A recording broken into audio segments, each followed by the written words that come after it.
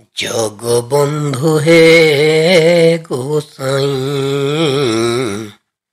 ତୁମ୍ଭ ଶ୍ରୀ ଚରଣ ବିନୁ ଅନ୍ୟ ଗତି ନାହିଁ। 750 କୋଶ ଦିଗ ଦିଶୁ ନାହିଁ। ମୋହ ଯିବା ଯାଏ ନନ୍ଦୀ ଘୋଷେ ଥିବ ରହି। ରଥ ଚାରି ପାଶେ ଲମ୍ବେ ମୁକୁତାର ଝରା। ଝଲ ଝଲ ଦିଶୁଥାନ୍ତି ପ୍ରଭୁ ଚକାଡୋଳା।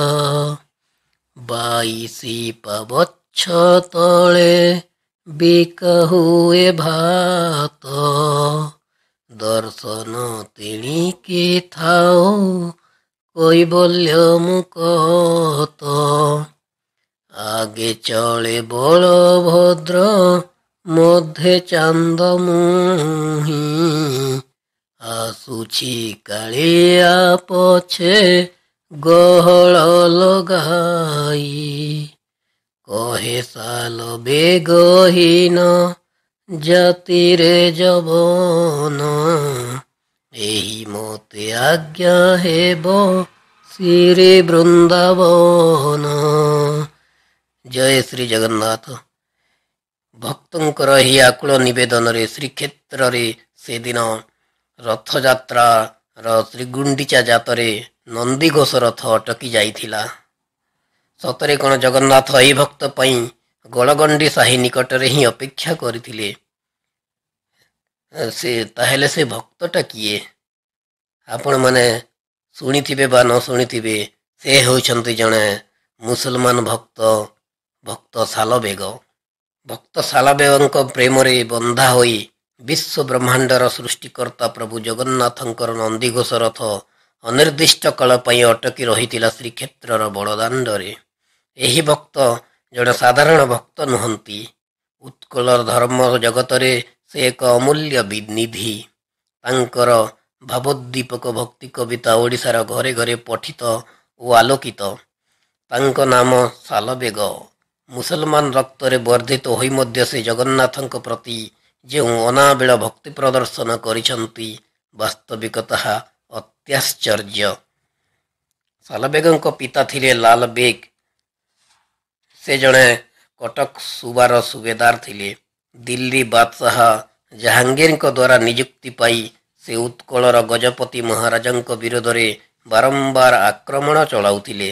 ତାଙ୍କର ଉଦ୍ଦେଶ୍ୟ ଥିଲା ଗଜପତି ମହାରାଜାଙ୍କୁ ପରାସ୍ତ କରି ଉତ୍କଳର ପ୍ରାଣ ପ୍ରତିମ ଜଗନ୍ନାଥଙ୍କୁ ଧ୍ୱଂସ କରି ଏବଂ ଧନଧାନ୍ୟ ଭରା ଉତ୍କଳକୁ ଲୁଣ୍ଠନ କରି ସେ ଜାହାଙ୍ଗୀରଙ୍କ ପ୍ରିୟ ପାତ୍ର ହେବେ। ନିଜର ଉଦ୍ଦେଶ୍ୟକୁ ସଫଳ କରିବା ପାଇଁ ସେ ଉତ୍କଳୀୟମାନଙ୍କ ଉପରେ ଅକଥନୀୟ ଆକ୍ରମଣ ଚଳାଇଥିଲେ। ତାଙ୍କର ଅମାନୁଷିକ ଅତ୍ୟାଚାର ଉତ୍କଳୀୟମାନଙ୍କୁ ବ୍ୟତିବ୍ୟସ୍ତ କରିଦେଇଥିଲା। ଲାଲବେଗଙ୍କ ଭୟରେ ସେମାନେ ବଣ ଜଙ୍ଗଲରେ ଲୁଚି ଆତ୍ମରକ୍ଷା କରୁଥିଲେ। ଥରେ ଲାଲବେଗ ଗଜପତି ମହାରାଜାଙ୍କ ସହିତ ଯୁଦ୍ଧ କରି ଶ୍ରୀକ୍ଷେତ୍ରରୁ ଫେରୁଥିଲେ କଟକର ଲାଲବାଗ ସ୍ଥିତ ନିଜର ବାସଭବନକୁ। ପଥ ମଧ୍ୟରେ ପଡ଼ିଲା ଏକ ବ୍ରାହ୍ମଣ ଶାସନ ଦାଣ୍ଡ ମୁକୁନ୍ଦପୁର ଗ୍ରାମ। ସେହି ଗ୍ରାମର ଅଧିବାସୀମାନେ ଲାଲବେଗଙ୍କ ଭୟରେ ଯିଏ ଯୁଆଡ଼େ ଲୁଚିଗଲେ। ମାତ୍ର କୌଣସି ଗୋଟିଏ ପରିବାରର ଜନୈକା ସୁନ୍ଦରୀ ବିଧବା ଯୁବତୀ ସ୍ନାନ କରିବା ଲାଗି ଜଳଘାଟକୁ ଯାଇଥିବା ସମୟରେ ହଠାତ୍ ଯବନ ସୈନ୍ୟଙ୍କ ଆକ୍ରମଣ ଫଳରେ ଅନନ୍ନପାୟ ହୋଇ ଜଳଘାଟରେ ରହିଯାଇଥିଲେ। ଲାଲବେଗଙ୍କ ଦୃଷ୍ଟି ପଡ଼ିଲା ସେହି ଅନିନ୍ଦ୍ୟ ସୁନ୍ଦରୀ ଯୁବତୀ ଉପରେ। କାମାସକ୍ତ ମୋଗଲ ସୁବେଦାର ଯୁବତୀଟିର ଅପରୂପ ସୌନ୍ଦର୍ଯ୍ୟର ଆକର୍ଷଣକୁ ଉପେକ୍ଷା କରିପାରିଲେ ନାହିଁ। ସେ ଯୁବତୀଟିକୁ ବଳପୂର୍ବକ ଅପହରଣ କରି ଅଶ୍ୱପୃଷ୍ଠରେ ବସାଇ ନିଜର ବାସଭବନକୁ ନେଇ ଆସିଲେ। ସେଠାରେ ସେ ଯୁବତୀଟିକୁ ନାନା ପ୍ରକାର ବେଶଭୂଷଣରେ ସୁସଜ୍ଜିତ କରି ଅନେକ ଅନୁନୟ ବିନୟ ପୂର୍ବକ ତାହାର ସତୀତ୍ୱ ଅପହରଣ କଲେ ଏବଂ ତାହାକୁ ଫତିମା ବିବି ନାମରେ ନାମିତ କରି ନିଜର ପତ୍ନୀ ଭାବରେ ଗ୍ରହଣ କଲେ। କାଳକ୍ରମେ ଲାଲବେଗଙ୍କ ଔରସରେ ଫତିମା ବିବିଙ୍କ ଗର୍ଭରୁ ଜନ୍ମ ଲାଭ କଲେ ଗୋଟିଏ ସୁନ୍ଦର ବାଲକ। ଲାଲବେଗ ତାହାର ନାମ ରଖିଦେଲେ ସାଲବେଗ।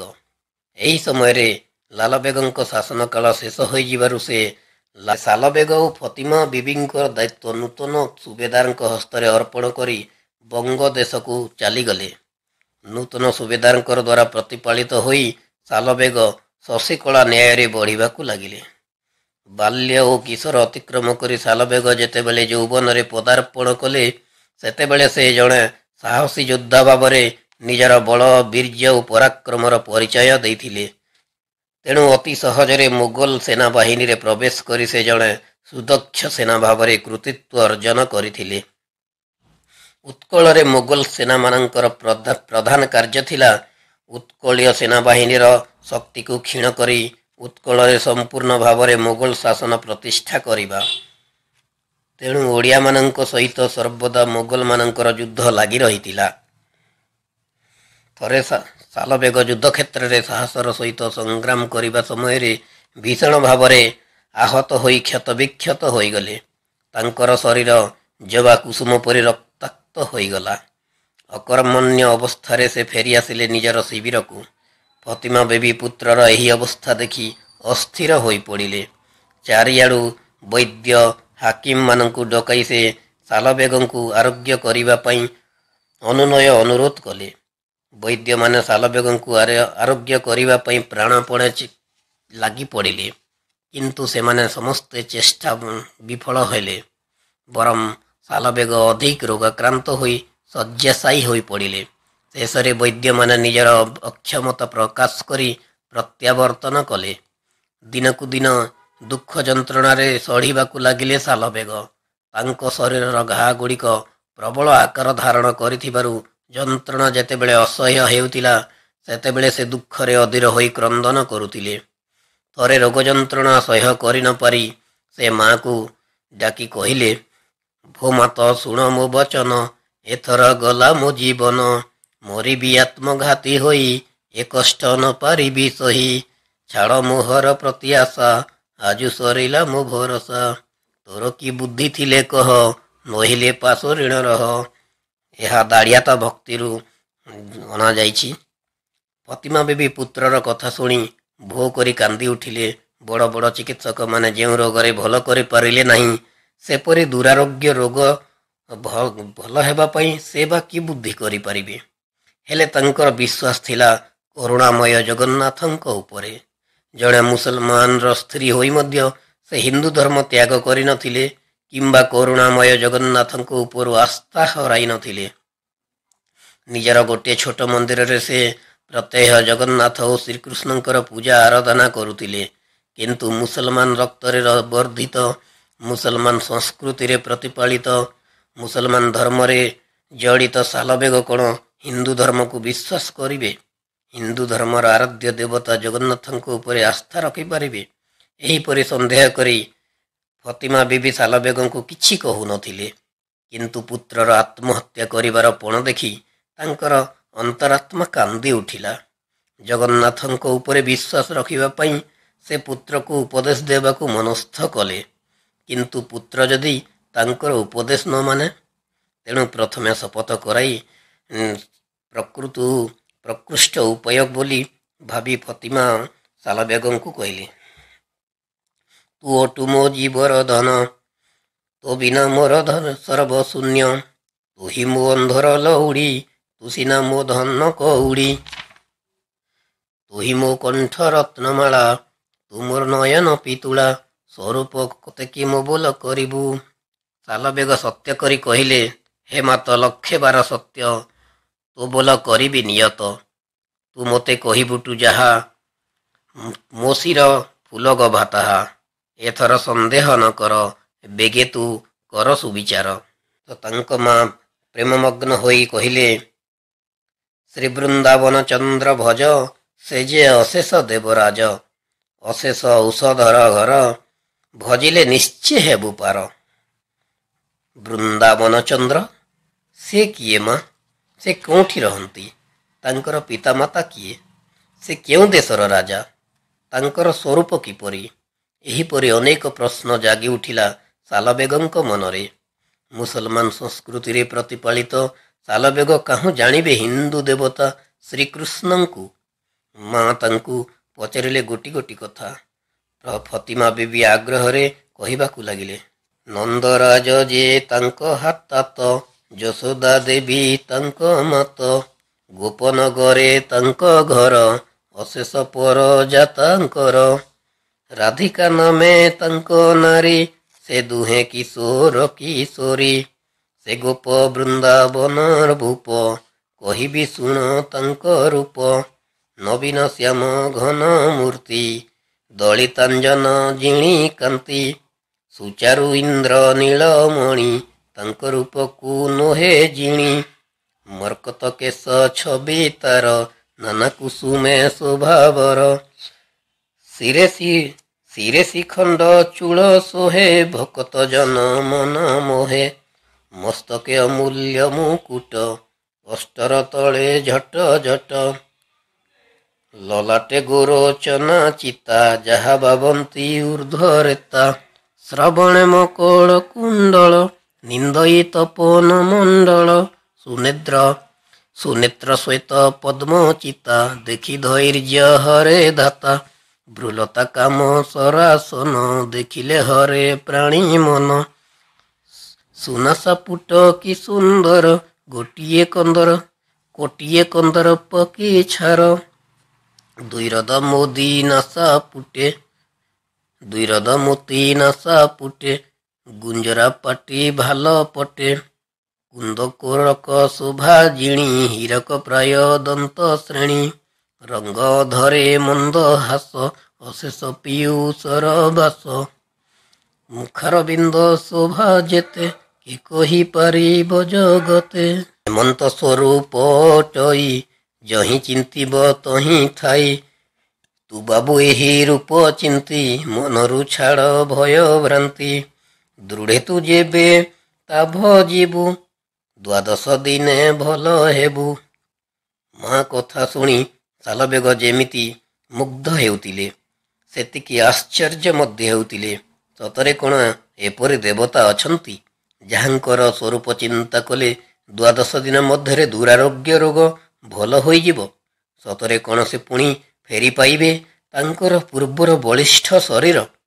ଶାଲବେଗଙ୍କର ସନ୍ଦେହାକୁଳ ଚିତ୍ତ ମାଙ୍କ କଥାକୁ ପରୀକ୍ଷା କରିବା ପାଇଁ ବ୍ୟାକୁଳ ହେବାକୁ ଲାଗିଲା। ହୃଦୟରେ ସେ ଚିନ୍ତା କଲେ ଶ୍ରୀକୃଷ୍ଣଙ୍କର ମନମୋହନ ରୂପ। ଦିନକୁ ଦିନ ସେ ମନ ଧ୍ୟାନ ଓ ଚୈତନ୍ୟ ଶ୍ରୀକୃଷ୍ଣଙ୍କର ଧ୍ୟାନରେ ଲଗାଇ ଦେଲେ।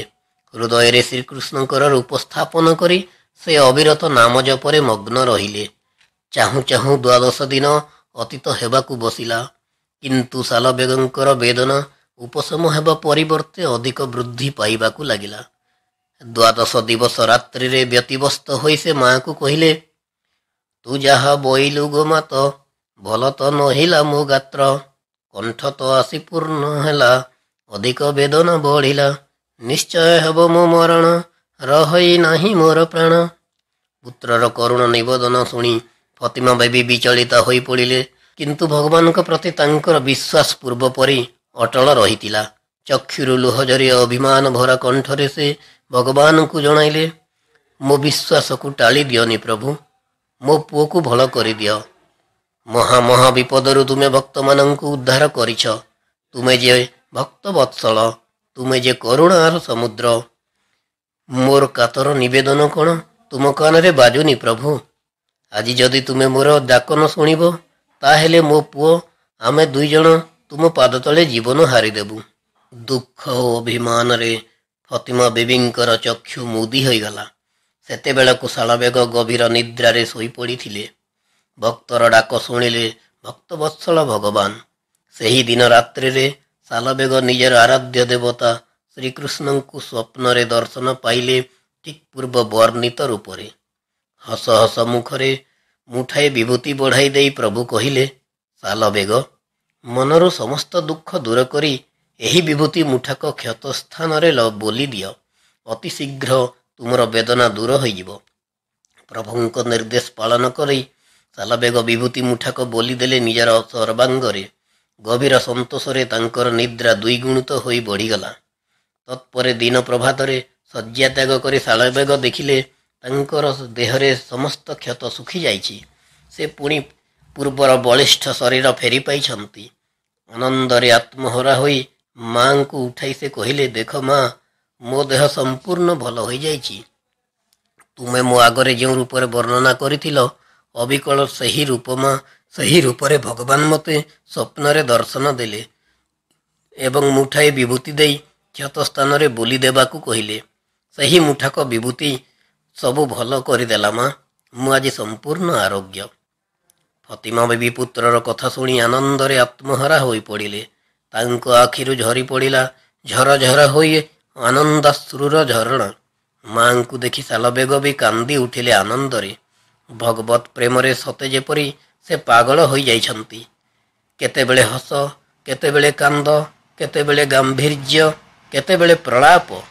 ହସ, କାନ୍ଦ, ଗାମ୍ଭୀର୍ଯ୍ୟ, ପ୍ରଳାପର ଅବସାନ ପରେ ଧୀର ସ୍ଥିର ହୋଇ ସେ ମାଙ୍କୁ କହିଲେ, ଯେଉଁ ଠାକୁର ଦୟାକରି ଏ ଦେହକୁ ଆରୋଗ୍ୟ କରିଛନ୍ତି, ସେହି ଠାକୁରଙ୍କର ସେବାରେ ଯଦି ମୋର ଏହି ଦେହ ନିୟୋଜିତ ହୋଇପାରେ, ତେବେ ମୁଁ ସବୁଠାରୁ ସୁଖୀ ହେବି ମା। ତୁମେ ମୋତେ ବାରଣ କରିବନି। ମୁଁ ଚାଲିଯିବି ସେହି ଠାକୁରଙ୍କ ପାଖକୁ, ଆଉ ସାରା ଜୀବନ କଟାଇ ଦେବି ତାଙ୍କର ସେବା କରି, ତାଙ୍କର ନାମ ଜପ କରି। ପୁତ୍ରର କଥା ଶୁଣି ଫତିମା ବେବି ସତେ ଯେପରି ଆନନ୍ଦରେ ଗଦଗଦ ହୋଇଗଲେ। ସେ କ'ଣ କେବେ ଆଶା କରିଥିଲେ ଯେ ତାଙ୍କର ପୁତ୍ର ଦିନେ ଜଗନ୍ନାଥଙ୍କର ଭକ୍ତ ହୋଇ ଶ୍ରୀକ୍ଷେତ୍ରକୁ ଚାଲିଯିବ, ଆଉ ସାରା ଜୀବନ ଜଗନ୍ନାଥଙ୍କ ସେବାରେ ନିୟୋଜିତ ହେବ? ପୁତ୍ରକୁ ଆଶୀର୍ବାଦ କରି ସେ କହିଲେ, ତୋର ଜୀବନ ଧନ୍ୟ ସାଲବେଗ। ତୁ ଯେଉଁ ସଂକଳ୍ପ କରିଛୁ ସେଥିରେ ମୁଁ କେବେ ବାଧା ଦେବିନି। ତୁ ଶ୍ରୀକ୍ଷେତ୍ରକୁ ଯିବୁ, କଳା ଶ୍ରୀମୁଖକୁ ଦେଖିବୁ, ତାଙ୍କର ସେବା କରିବୁ। ଏହା ତ ମୋର ପରମ ସୌଭାଗ୍ୟ। ସେହି ଚକାଡୋଳା ତୋତେ ବଞ୍ଚାଇ ରଖନ୍ତୁ ବାପ। ତୋର ଉଦ୍ଦେଶ୍ୟ ସଫଳ ହେଉ। ମାଙ୍କୁ ପ୍ରଣାମ କରି ସାଲବେଗ ଚାଲିଲେ ଶ୍ରୀକ୍ଷେତ୍ର ଅଭିମୁଖେ। ଶ୍ରୀକ୍ଷେତ୍ରରେ ପହଞ୍ଚି ସେ ବଡ଼ଦାଣ୍ଡର ଧୂଳି ଆଣି ମୁଣ୍ଡରେ ବୋଲି ଦେଲେ ଏବଂ ଜଗନ୍ନାଥଙ୍କର ଉଦ୍ଦେଶ୍ୟରେ ଅସଂଖ୍ୟ ଜଣାଣ ଗାନ କରି ଶ୍ରୀକ୍ଷେତ୍ରରେ ଭକ୍ତିର ଅମ୍ୟ ସ୍ରୋତ ବୁହାଇ ଦେଲେ। ତାଙ୍କର ପ୍ରତି ଜଣାଣରେ ଝରି ପଡ଼ୁଥିଲା ହୃଦୟର ଗଭୀର ଆତ୍ମନିବେଦନ। ଆହେ ନୀଳ ଶୈଳ ପ୍ରବଳ ମତ ବାରଣା, ମୁଆରତ ନଳିନୀ ବନକୁ କଲ ଦୋଲନ। ଆହେ ନୀଳ ଶୈଳ ଏକା ତୋ ଭକତ ଜୀବନ, ଭକତ ନିମନ୍ତେ ତୋର ଶଙ୍ଖ ଚକ୍ର ଚିହ୍ନ, ଏକା ତୋ ଭକତ ଜୀବନ। ଆହେ ଚକାଡୋଳା ଚାହୁଁ ଚାହୁଁ ବୁଡ଼ିଲା ମୋ ଭେଲା। ଏମିତି ଅନେକ କବିତା, ଅନେକ ଭଜନ ଜଣାଣ ସେ ରଚନା କରି ଚାଲିଲେ ଏବଂ ବଡ଼ଦାଣ୍ଡରେ ଗାନ କରି ଚାଲିଲେ। ମୁଖରେ ଅବିରତ ଜଣାଣ ଗାଇ ଶ୍ରୀକ୍ଷେତ୍ର ବଡ଼ଦାଣ୍ଡରେ ସାଲବେଗ ଘୂରି ବୁଲୁଥିଲେ ପାଗଳଙ୍କ ପରି। ଭକ୍ତିର ଉନ୍ମାଦନାରେ କେତେବେଳେ ସେ ହସୁଥିଲେ ତ କେତେବେଳେ ଲୁହ ଝରି କାନ୍ଦୁଥିଲେ କଇଁ କଇଁ ହୋଇ। ଜନତା ସ୍ତବ୍ଧ ଚକିତ ହୋଇ ଦେଖୁଥିଲା। ଯେଉଁ ପଠାଣ ଟୋକା ଜଗନ୍ନାଥଙ୍କୁ ଧ୍ୱଂସ କରିବା ପାଇଁ ଯୁଦ୍ଧ କରିବାକୁ ଆସିଥିଲା, ସେ ଆଜି ଭକ୍ତିରେ ବିହ୍ୱଳ। ସେ ଆଜି ଜଗନ୍ନାଥଙ୍କ ପରମ ଭକ୍ତ। ଥରେ ସାଲବେଗ ବୃନ୍ଦାବନକୁ ଯାଇଥିଲେ ବୃନ୍ଦାବନ ଚନ୍ଦ୍ର ଶ୍ରୀକୃଷ୍ଣଙ୍କୁ ଦର୍ଶନ କରିବା ପାଇଁ। ସେଠାରେ ସେ ପ୍ରାୟ 1 ବର୍ଷ କାଳ ଅବସ୍ଥାନ କରି ଶ୍ରୀ ରାଧାକୃଷ୍ଣଙ୍କ ଭକ୍ତି ଭାବରେ ଓତଃପ୍ରୋତ ହୋଇଗଲେ। ତାହାରି ଫଳରେ ସେ ଶ୍ରୀକୃଷ୍ଣଙ୍କ ଲୀଳା ସମ୍ପର୍କୀୟ ଅନେକ ମନୋରମ ଭଜନ ରଚନା କରି ସେଥିରେ ଶ୍ରୀକୃଷ୍ଣଙ୍କ ବାଲ୍ୟଲୀଳା, ରାସକ୍ରୀଡ଼ା ଏବଂ ଶ୍ରୀ ରାଧାଙ୍କ ସମେତ ଗୋପୀମାନଙ୍କର ବିରହ ବେଦନା ଅତ୍ୟନ୍ତ ମର୍ମସ୍ପର୍ଶୀ ଭାବରେ ପ୍ରକାଶ କଲେ। ତାହାପରେ ସେ ଶ୍ରୀଗୁଣ୍ଡିଚା ପୂର୍ବରୁ ଜଗନ୍ନାଥଙ୍କୁ ଉଭାଯାତ୍ରାରେ ଦର୍ଶନ କରିବା ପାଇଁ ଶ୍ରୀକ୍ଷେତ୍ର ପଥର ଯାତ୍ରୀ ହେଲେ। ମାତ୍ର ଦୁର୍ଭାଗ୍ୟକୁ ବାଟରେ ସେ ରୋଗାକ୍ରାନ୍ତ ହୋଇ ପଡ଼ିବାରୁ କିଛି ଦିନ ବିଶ୍ରାମ ନେବାକୁ ବାଧ୍ୟ ହେଲେ। ୟା ମଧ୍ୟରେ ଶ୍ରୀଗୁଣ୍ଡିଚା ଆସି ଉପସ୍ଥିତ ହେଲା। ଦର୍ଶନ ଲାଲସାରେ ସେ ଅତିଶୀଘ୍ର ଶ୍ରୀକ୍ଷେତ୍ରରେ ଉପସ୍ଥିତ ହେବା ପାଇଁ ସାଧ୍ୟମତେ ଚେଷ୍ଟା କଲେ। ମାତ୍ର ବାହୁଡ଼ା ଯାତ୍ରା ମଧ୍ୟରେ ଶ୍ରୀକ୍ଷେତ୍ରରେ ପହଞ୍ଚିବାର କୌଣସି ଆଶା ନ ଦେଖି ତାଙ୍କର ହୃଦୟ ଦୁଃଖ ଏବଂ କ୍ଷୋଭରେ ପୂର୍ଣ୍ଣ ହୋଇଗଲା। ଆଖିରୁ ଲୁହ ଝରି ସେ କରୁଣ ସ୍ୱରରେ ଗାଇଲେ, 750 କୋଶ ଦିଗ ଦିଶୁ ନାହିଁ, ମୋହ ଯିବା ଯାଏ ନନ୍ଦୀ ଘୋଷେ ଥିବ ରହି, ଭକ୍ତଙ୍କର ଆକୁଳ ନିବେଦନ ପ୍ରଭୁଙ୍କର କର୍ଣ୍ଣ ଗୋଚର ହେଲା। ସେ ଭକ୍ତଙ୍କୁ ଅପେକ୍ଷା କରି ବଡ଼ଦାଣ୍ଡର ବଳଗଣ୍ଡି ସାହି ନିକଟରେ ଅଟକି ରହିଲେ ଅନିର୍ଦ୍ଦିଷ୍ଟ କାଳ ପାଇଁ। ବାହୁଡ଼ା ଯାତ୍ରାର କିଛି ଦିନ ପରେ ସାଲବେଗ ଶ୍ରୀକ୍ଷେତ୍ରର ବଡ଼ଦାଣ୍ଡରେ ଉପସ୍ଥିତ ହେଲେ। ସେ ଦେଖିଲେ ଚକାଡୋଳା ରଥ ଉପରେ ବସି ନିର୍ମିମେଷ ନୟନରେ ତାଙ୍କୁ ଅନାଇ ରହିଛନ୍ତି। କରୁଣ ଦୃଷ୍ଟି ନିକ୍ଷେପ କରି ଆନନ୍ଦରେ ଗଦଗଦ ହୋଇ ଉଠିଲେ ସେ। ଆଖିରୁ ଲୁହ ଝରି ଜଗନ୍ନାଥଙ୍କୁ କରୁଣ ନିବେଦନ କରି ସେ କହିଲେ, ଆହେ ରଥବର ଚଢ଼ା, ମୁଁ କରମ ଏତେ ପୋଡ଼ା, ମୋ ପାଇଁ ସହିଲ ପ୍ରଭୁ କେତେ କୋଷଣ, ଜାତିରେ ମୁଁ ଯବନ, କ୍ଷମ ଦୋଷ ମୋ ନବଘନ, ବଳଗଣ୍ଡି ପଥେ ପ୍ରଭୁ କର ଗମନ, ସାଲ ବେଗହୀନ ସ୍ୱଭାବ, ଦିନହୀନ ଯବନରେ ଏଡ଼େ ସ୍ୱରାଗ।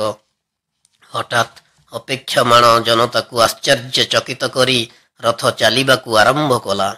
କେହି ନ ଟାଣିଲେ ମଧ୍ୟ ରଥ ଆପେ ଆପେ ଗଡ଼ି ଚାଲିଲା ଆଗକୁ ଆଗକୁ। ଉତ୍କଣ୍ଠିତ ଜନତା ଜଗନ୍ନାଥଙ୍କର ଜୟଧ୍ୱନି ସହିତ ଭକ୍ତପ୍ରବର ସାଲବେଗଙ୍କ ଜୟଧ୍ୱନିରେ ଆକାଶ ପବନ ମୁଖରିତ କରିଦେଲେ। ରଥ ସହିତ ଲୋକମାନେ ଆଗକୁ ଆଗେଇ ଚାଲିଲେ ଜୟଧ୍ୱନି କରି। କିନ୍ତୁ ଭକ୍ତ ସାଲବେଗ ଅଶ୍ରୁଳ ନୟନରେ ସେହିଠାରେ ଛିଡ଼ା ହୋଇ ରହିଲେ ଯୋଡ଼ହସ୍ତ ହୋଇ।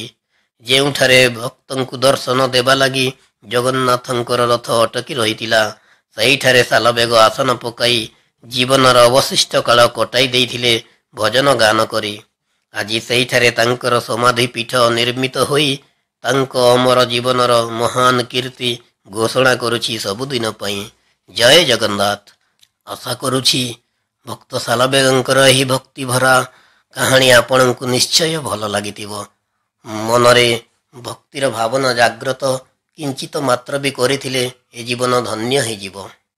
ଆପଣଙ୍କୁ ଯଦି ଆଉ କିଛି ଭକ୍ତଙ୍କର ଘଟଣା ଜୀବନୀ ଜାଣିବାକୁ ଇଚ୍ଛା କରନ୍ତି, ତେବେ କମେଣ୍ଟ ସେକ୍ସନରେ କମେଣ୍ଟ କରନ୍ତୁ।